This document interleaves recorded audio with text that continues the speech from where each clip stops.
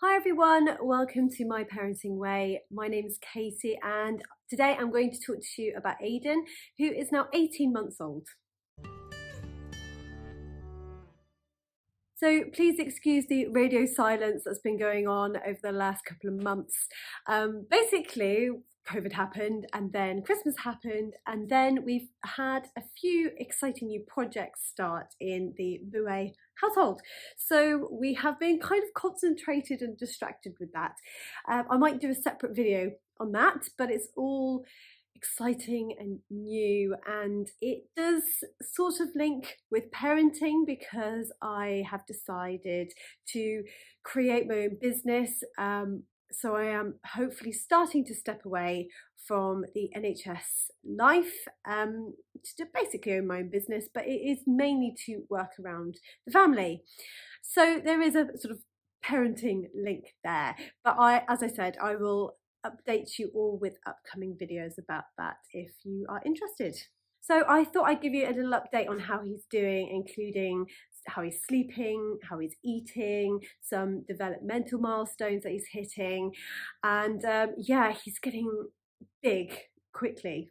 So he's a really big, active boy, which is why he's not here with me today, because trying to film him whilst I'm speaking to you would be impossible because he's just into everything. He is obsessed with cleaning, which has tickled myself and my husband wonderfully because we both hate cleaning. We both love a clean house, but we just both hate the actual doing part of cleaning. So the fact that Aidan is obsessed with cleaning and anything cleaning related is hilarious. What I mean by this is that he is obsessed with vacuum cleaners. If there's a vacuum cleaner out in any house, he will like zone in and just go straight there, and he'll watch it and play with it and press all the buttons and hold it and stroke it. It's hilarious. It has now gotten to the point where we've actually bought him a little Henry Hoover, like the kids version. You put batteries in it and it sort of makes a whirring noise. We've bought him a little mop set, which he loves, obviously, but for some reason, I think kids just know, don't they? They just prefer the actual thing to the play thing that you get them. So he's still obsessed with our actual mop, and he is still obsessed with Henry the Hoover. In fact, Henry was one of the first words he said outside of Mama and Dada. So yeah, if he doesn't become a cleaner when he's older, or there's cleaning of some kind, I'll be very shocked. Henry. So with sleeping at the moment, thankfully, touch wood, he is an excellent sleeper still. Even when he's poorly, we don't usually hear a peep out of him. So we'll start the bath time routine. We still bath him every single day, and it's almost like a trigger for him to sleep. And he hates the idea of a bath, but once he's in the bath, he loves the bath. So it's just one of those things that we've implemented quite early on, and we now still do. So we start the bath routine at 7. By the time we get him out and into bed, he's always in bed by 7:30. And he sometimes will sit up and sing to himself for about 5-10 minutes, and then he'll eventually go to sleep. He has one nap per day, and this is usually after lunch, anywhere around sort of between 12:30 and 1, and then he'll sleep for about between an hour and a half and 2 hours, which is great because it means I get to have a little bit of a break and get some things done, especially on the weekend or on the day that I have off to be with him. So that's quite handy. And if you're all sat there wondering that I'm quite smug that he sleeps through the night undisturbed, I feel like I've paid my dues, because my daughter was a horrendous sleeper and didn't sleep through the night properly until she was almost 1. So I feel like I'm owed a good sleeper. So hopefully long may it continue. He is a climber and a mover. So although obviously he's still in his cot and we've obviously lowered it to the lowest settings so he can't climb out, I suspect it won't take long for him to figure out that he can climb out of it, because one, he doesn't like being restrained in anything, and 2, we've realised that what he has done is he's shaken the sides of the cot so much and so violently that he's actually broken the sides of the cot, as in like snapped it in half.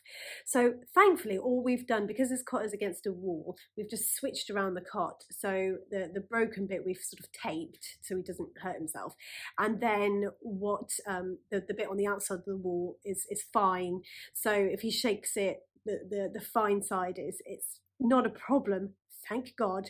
But I would be wondering how long we have left of the cot situation before we have to then convert it into the bed. And once he's in the bed, I'm not entirely sure how well he is going to stay in bed. So although it seems like I'm smug now, it might be a different scenario in 6 months' time.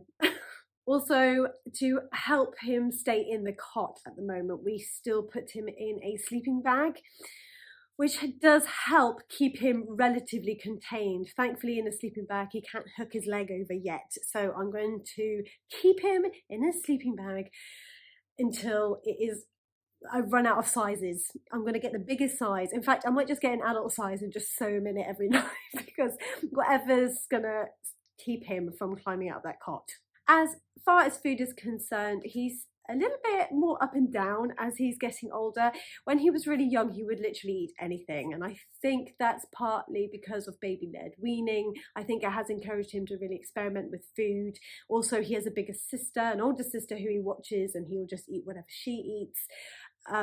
And because of baby-led weaning, he just kind of has been able to touch food and experiment with food a little bit more, and it's also been easier for us. So we'll just shove whatever Emily's eating and just pop it down in front of him, and he'll just play with it. He does use a spoon and fork himself very, very nicely, actually, and thankfully he was able to pick this up really quickly from weaning. We literally just gave him a spoon and he just automatically popped it in his mouth. So in that respect, we're really lucky. But we have noticed that he is favouring sweet things quite heavily, which I think is normal in regards to babies and children. They just naturally like sweet stuff. We wonder whether it is now then caused things like loose nappies in him. So his poos are very runny and explosive, so we've got to sort of rein in the fruit a little bit.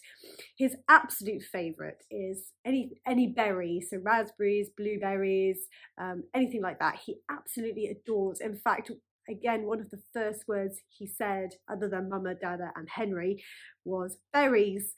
So yeah, we've had to sort of keep back the berries for rare occasions just to make sure his tummy isn't too upset.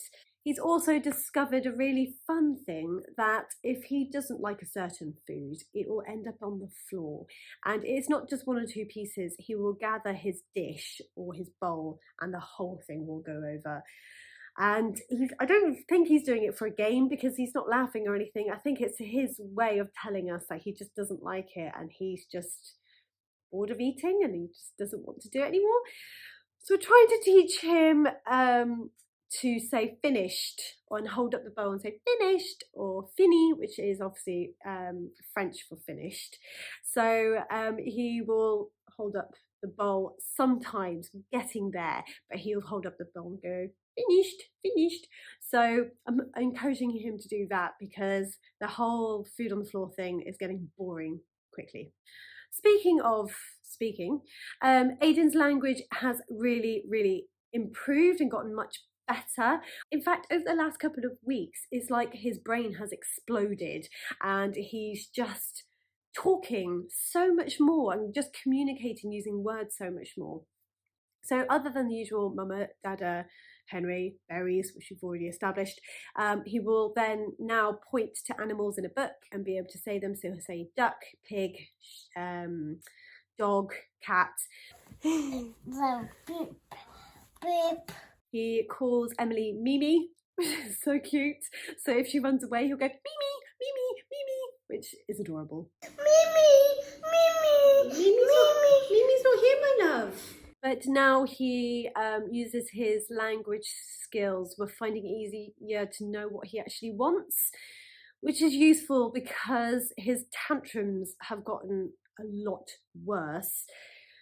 and I mean worse. I honestly don't remember my daughter's tantrums being this bad, but he'll go from 0 to 100 in like milliseconds, and it'll be for something trivial that you're trying to figure out, but he can't communicate it with you, so he's just getting so frustrated.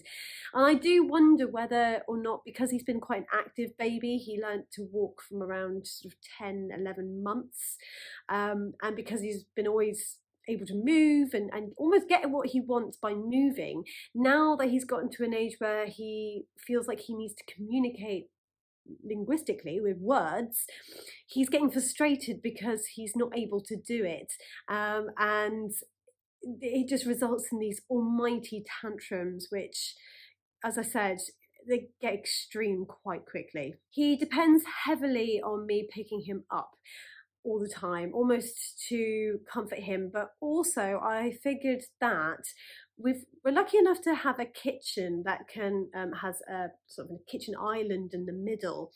And I think what happens is, because when we're sort of going around the island, like, cooking or cleaning or tidying up or whatever, we sort of move around the island quite quickly. And I think what happens is, from his angle, we disappear and reappear quite quickly, rather than, say, a big open space kitchen where he would be able to see everyone.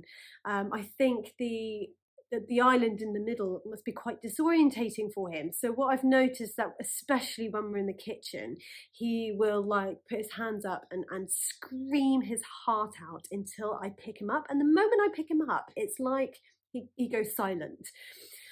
And then he sort of looks around and he like points to things and everything's fine. But the moment I put him down, he screams his head off again. And I think he just wants the attention, and I think he feels a little bit left out. So I do find that I end up doing this silly parent thing where I walk around the house with a baby on my hip, which I know is sort of really bad for me. It's teaching him really bad habits, but it's the only way I can get anything done. Because if I don't, he literally is at my legs, clawing at my legs, and I can't move without sort of pushing him over or kicking him accidentally or something. And not only that, but at the same time, he's screaming his heart out, which, with every mum, there is a certain trigger that every time you hear your baby cry, you just have to do something.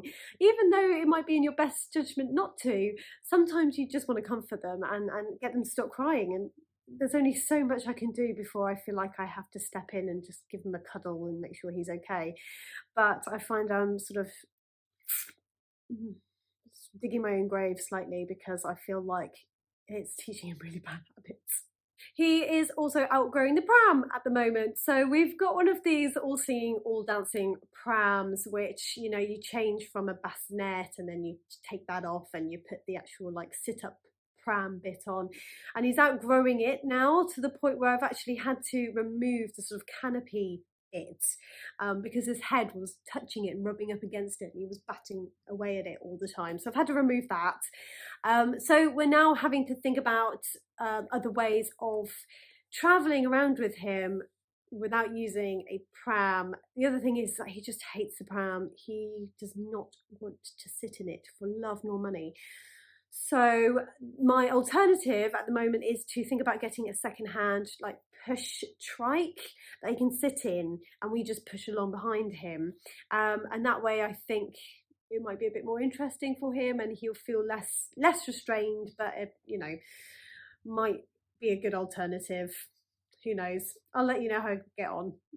So going back to developmental milestones, I've already mentioned his talking and how many words he's playing with at the moment, but he's also starting to associate words with actions with his body. So things like he'll say no, and when he says no, he'll shake his head.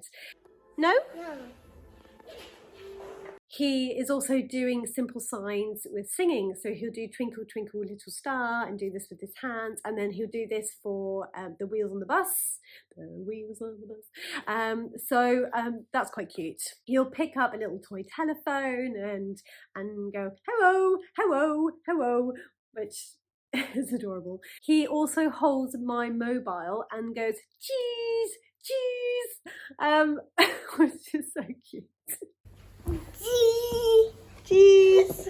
As I mentioned at the start, he is very physical, so he's been walking for a while now, but he now runs, which can sometimes be successful, sometimes be a bit of a disaster, especially when he trips and he whacks his head on the floor, which can happen all the time, or he whacks his head on something. Not a week goes by where I pick him up from nursery and he has an incident form or an accident form waiting for me at the door to sign because he's like damaged himself in some way. As far as his relationships with other children, he's getting along so well with my daughter. She is so tolerant of him. Oh my god, I don't know how she does it.